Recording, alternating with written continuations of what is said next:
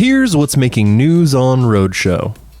Lee Iacocca, the guy responsible for the Ford Mustang and Pinto and Chrysler's K-cars and minivans, has died due to complications with Parkinson's disease at the age of 94. He probably did more to shape the current automotive landscape than almost any other single person, and found time to devote huge resources to diabetes research and the preservation of the Statue of Liberty in Ellis Island.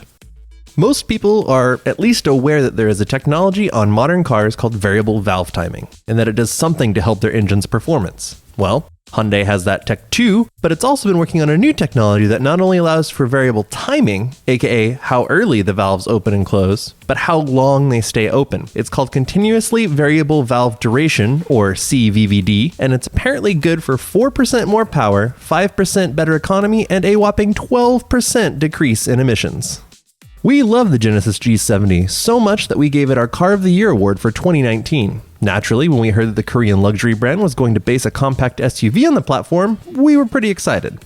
The new SUV would likely make its debut late in 2021 and feature most of the things that we already love about the G70 and its Kia cousin, the Stinger. Of course, we don't know much more than that at this point, being that it's still early days, but it's definitely something to look forward to.